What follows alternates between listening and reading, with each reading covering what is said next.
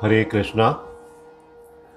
ओम अज्ञानतिमिरान्धस्य ज्ञानाञ्जनशलाकया चक्षुरुन्मीलितं येन तस्मै श्रीगुरुवे नमः। हरे कृष्णा। भगवद गीता के आज के इस क्लास में हम आरंभ करने जा रहे हैं अध्याय 4 दिव्य ज्ञान का श्लोक संख्या 26। जैसा कि आप जानते हैं कि भगवान इस अध्याय में इन श्लोकों के अंतर्गत योग साधना के विभिन्न साधनों के बारे में बता रहे हैं। इस श्लोक में भी और इसके आगे के भी 2 श्लोकों में भगवान इस चर्चा को जारी रखते हैं। तो श्लोक इस प्रकार है। श्रोत्रादीनि इंद्रियाणि अन्ये संयम अग्निषु जुह्वति शब्दादीन विषयान् अन्ये इंद्रिय अग्निषु जुह्वति। अर्थात श्रोत आदीनि, श्रोत्र आदि, इंद्रियाणि इंद्रियां, अन्य अन्य, संयम संयम की, अग्निषु अग्नि में, जुह्वति अर्पित करते हैं। शब्द आदीन, शब्द आदि, विषयान इंद्रिय तृप्ति के विषयों को, अन्य दूसरे इंद्रिय इंद्रियों की, अग्निषु अग्नि में, जुह्वति यजन करते हैं या अर्पित करते हैं। अब इसका भावार्थ देखेंगे। श्रील प्रभुपाद भावार्थ में लिखते हैं कि इनमें से कुछ जो योगी अभी तक बताए गए हैं, इनमें से कुछ विशुद्ध ब्रह्मचारी श्रवण आदि क्रियाओं तथा इंद्रियों को मन की नियंत्रण रूपी अग्नि में स्वाहा कर देते हैं। श्रवण आदि क्रियाओं, जो 5 ज्ञानेंद्रियां हैं, 5 कर्मेंद्रियां हैं, इनके द्वारा मन की नियंत्रण रूपी अग्नि में स्वाहा कर देते हैं। तो दूसरे लोग नियमित गृहस्थ इंद्रिय विषयों को इंद्रियों की अग्नि में स्वाहा करते हैं। जो गृहस्थ लोग हैं वो इंद्रिय विषयों को इंद्रियों की अग्नि में, और जो विशुद्ध ब्रह्मचारी हैं वे श्रवण आदि क्रियाओं तथा इंद्रियों को मन की नियंत्रण रूपी अग्नि में, मन का जो कंट्रोल है, मन का जो नियंत्रण है, उसकी अग्नि में स्वाहा कर देते हैं। अब इस थोड़ा गंभीर श्लोक को हम अच्छी तरह समझने का प्रयास करेंगे तात्पर्य के माध्यम से। Purport by his divine grace A C Bhaktivedanta स्वामी श्रील प्रभुपाद की जय। यहां लिखा गया है कि मानव जीवन के 4 आश्रम, आप सबको पता है कि मानव जीवन के 4 आश्रम हैं। कौन कौन से? ब्रह्मचारी, गृहस्थ, वानप्रस्थ और सन्यासी। ये पूर्ण योगी बनने के लिए ही है। पूर्ण योगी का यहां अर्थ है कि पूर्ण योगी अर्थात तो एक्सरसाइज करने वाला, व्यायाम करने वाला योग नहीं। ये वो योग है जो कि इस आत्मा को परमात्मा से संबंध स्थापित कराता है, हमें ये बताता है कि हमारा परमात्मा के साथ क्या संबंध है, हम इस जगत में क्यों आए हैं, हमारा क्या उद्देश्य है, हमें कहाँ वापस जाना है। तो ये चारों आश्रमों के सदस्य जो हैं, जो इन चारों आश्रमों में रहते हैं, चाहे वो ब्रह्मचारी में हो, चाहे वो गृहस्थ में हो, चाहे वो वानप्रस्थ में हो या सन्यासी हो, ये उनके जीवन को पूर्ण योगी के रूप में स्थापित कर सकते हैं। मानव जीवन पशुओं की भांति इंद्रिय तृप्ति के लिए नहीं बना है। जैसे पशु सिर्फ इंद्रिय तृप्ति करते हैं, तो मानव जीवन सिर्फ इंद्रिय तृप्ति के लिए नहीं है। मानव जीवन का उद्देश्य अलग ही है, और वो उद्देश्य हमें अपने शास्त्रों के माध्यम से समझना चाहिए। अतः मानव जीवन के चारों आश्रम जिनका अभी हमने उल्लेख किया, ये इस प्रकार व्यवस्थित हैं कि मनुष्य आध्यात्मिक जीवन में पूर्णता प्राप्त कर सके, उसका जो स्पिरिचुअल लाइफ है वो परफेक्ट हो जाए। आध्यात्मिक जीवन की पूर्णता का अर्थ है कि उसके लिए किसी भी प्रकार के संकट ना हो, किसी भी प्रकार की दुविधाएं ना हो, वो सिर्फ भगवान की सेवा, निष्काम भाव से सेवा करना चाहता हो। तो ब्रह्मचारी या शिष्यगण प्रामाणिक गुरु की देखरेख में, बोनाफाइड गुरु की देखरेख में इंद्रिय तृप्ति से दूर रहकर मन को वश में करते हैं। ब्रह्मचारी कैसे मन को वश में करते हैं? अपने गुरु के नियंत्रण में, गुरु की देखरेख में। वे कृष्ण भावनामृत से संबंधित शब्दों को ही सुनते हैं। उनके कानों में कुछ और ध्वनि नहीं जाती है, वो सिर्फ उतना ही सुनते हैं जो कि कृष्ण भावना से संबंधित है, जो कृष्ण से संबंधित है। अगर कृष्ण से संबंधित नहीं है तो उनको कोई उसमें राग नहीं है, कोई अनुराग नहीं है, वो उसे नहीं सुनना चाहते। और श्रवण ज्ञान का मूल आधार है, इसीलिए शास्त्रों को श्रुति कहा गया है, वेदों को श्रुति कहा गया है। तो श्रवण ज्ञान का मूल आधार है। अतः शुद्ध ब्रह्मचारी सदैव हरेर नाम अनुकीर्तनम अर्थात भगवान के यश के कीर्तन तथा श्रवण में ही लगा रहता है। आप जानते हैं कि प्रहलाद महाराज ने नवधा भक्ति की 9 विधाओं का जो उल्लेख किया है, उनमें श्रवणम सबसे पहले है। तो श्रवणम का कितना महत्व है कि ये ब्रह्मचारी गण जो हैं वो भगवान के यश और कीर्तन के श्रवण में ही लगे रहते हैं। वो सांसारिक शब्द ध्वनियों से दूर रहते हैं। सांसारिक शब्द ध्वनियाँ कौन सी हैं? फिल्मी गाने हैं, टीवी पर कितना प्रजल्प आता है, वो सब है। इन सब से वो दूर रहते हैं, इन्हें कोई लेना देना नहीं है। और उसकी श्रवण इंद्रिय अर्थात कान हरे कृष्ण की आध्यात्मिक ध्वनि को सुनने में ही लगी रहती है। वो हमेशा अपना जप करते रहते हैं और जप के माध्यम से जो श्रवणम होता है हरे कृष्ण महामंत्र का, उसको सुनते रहते हैं। इसी प्रकार से गृहस्थ भी, ये हुआ ब्रह्मचारी का वर्णन, लेकिन जो गृहस्थ हैं वो भी जिन्हें इंद्रिय तृप्ति की सीमित छूट है, ब्रह्मचारी की अपेक्षा थोड़ी सी छूट उन्हें मिली हुई है, तो बड़े ही संयम से इन कार्यों को पूरा करते हैं। वो भी बहुत ही नियंत्रित ढंग से रहते हैं बोनाफाइड गुरु के अंडर में। और यौन जीवन, मादक द्रव्य सेवन, मांसाहार, जो कि मानव समाज की सामान्य प्रवृत्तियां हैं, हर जगह देखने को मिल जाती हैं।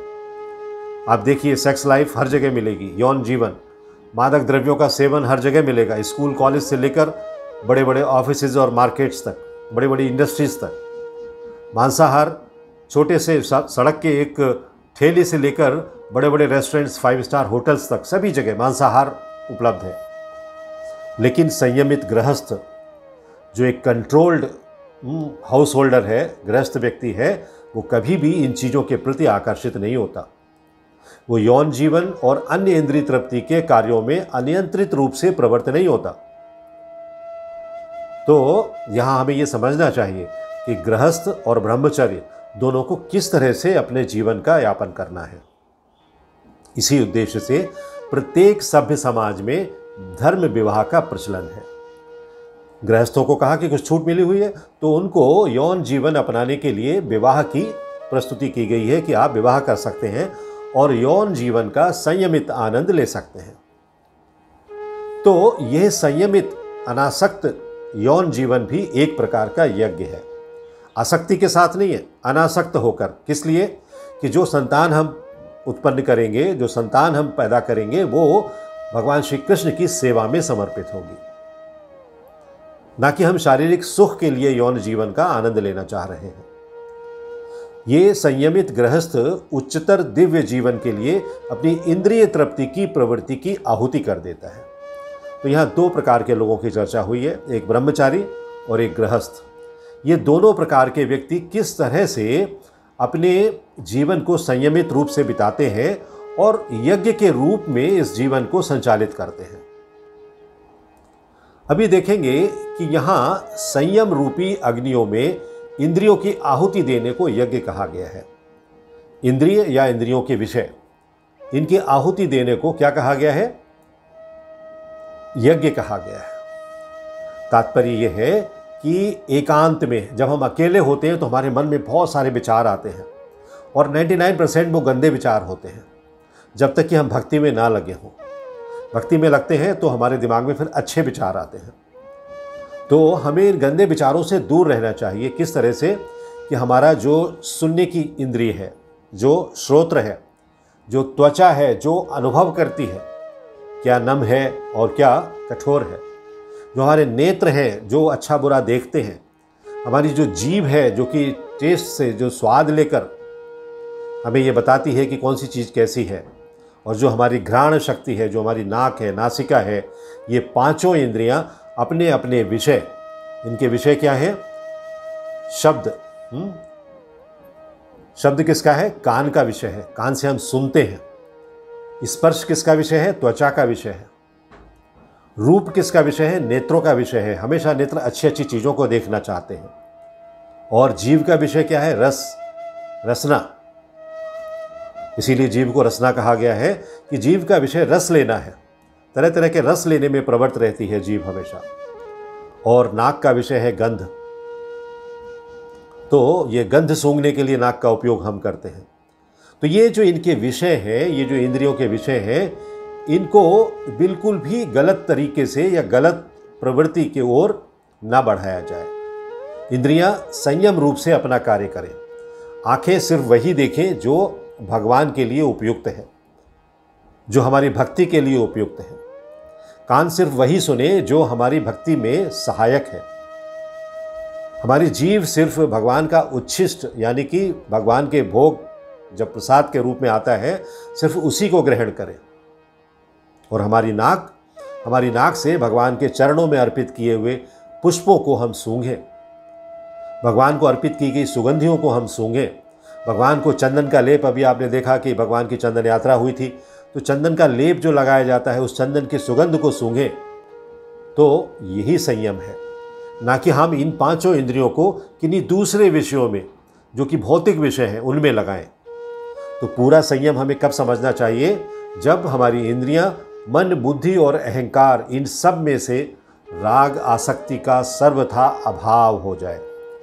हमें वो अटैचमेंट ना रहे, वो वासना ना रहे, वो काम वासना, वो अनलिमिटेड डिजायर्स ना रहे। तभी हम समझ सकते हैं कि हमारी इंद्रियां हमारे कंट्रोल में हैं। तो ये शब्द, स्पर्श, रूप, रस और गंध, ये 5 विषय हैं। इन विषयों का इंद्रिय रूप अग्नियों में हवन करने से वो यज्ञ हो जाता है। मतलब हमने अपनी इंद्रियां सीमित कर ली और ये जो विषय है इनको नियंत्रित कर लिया, तो हमने इनका हवन कर दिया, मतलब इनको हमने समाप्त कर दिया, स्वाहा कर दिया। इसका तात्पर्य यह है कि व्यवहार में जब समाज में हम रहते हैं तो इन विषयों का इंद्रियों से संयोग होते रहने पर भी इंद्रियों में कोई विकार उत्पन्न ना हो, यही सफलता है। इंद्रियां हमारी हमें तकलीफ ना दें, तभी सफलता है। इंद्रियां राग द्वेष से रहित हो जाएं, किसी भी चीज़ से अनुराग ना रहे जब तक कि वो चीज़ भगवान से संबंधित ना हो। तो इंद्रियों में राग द्वेष उत्पन्न करने की शक्ति विषयों में रहे ही नहीं। ये विषय हमारे लिए एकदम शुद्ध हो जाएं, हम सिर्फ भगवान के विषय में ही सुनें, भगवान के विषय में ही सोचें, भगवान के विषय में ही कार्य करें। तो इस श्लोक में कहे गए दोनों प्रकार के यज्ञों में राग और आसक्ति का सर्वथा अभाव होने पर ही सिद्धि यानी कि सफलता प्राप्त होती है। ये सफलता ही भगवान के वैकुंठ धाम के द्वार पर हमें ले जाने में सक्षम हो सकती है। तो राग या आसक्ति को मिटाने के लिए 2 प्रकार की प्रक्रिया का यज्ञ रूप में वर्णन किया गया है। पहली प्रक्रिया क्या है कि साधक को यानी कि भक्त को एकांत काल में रहते हुए भी, एकांत स्थान में रहते हुए भी इंद्रियों का संयम करना है, जबकि एकांत में हमारी इंद्रियों का संयम नहीं होता है। ये बहुत ही प्रैक्टिकल बात है, हमने सब ने देखा होगा, सब ने अनुभव किया होगा। इसलिए हमें हमेशा भगवान की उपस्थिति में रहना चाहिए, भगवान के सामने रहना चाहिए, भगवान को अपने चिंतन में रखना चाहिए। तो विवेक, विचार, जप, ध्यान, इनसे इंद्रियों का संयम धीरे धीरे होने लगता है।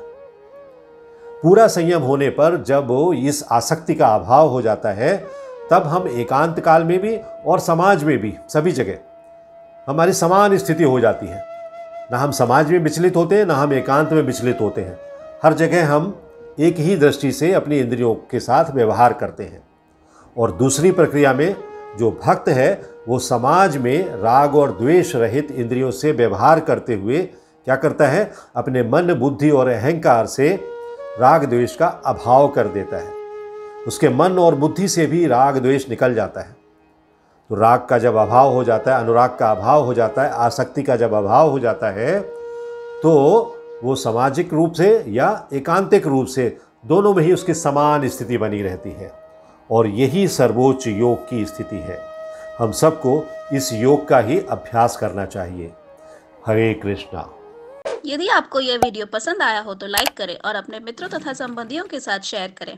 ऐसे ही अन्य वीडियोस के लिए हमारा चैनल सब्सक्राइब करें और बेल आइकन दबाना ना भूलें।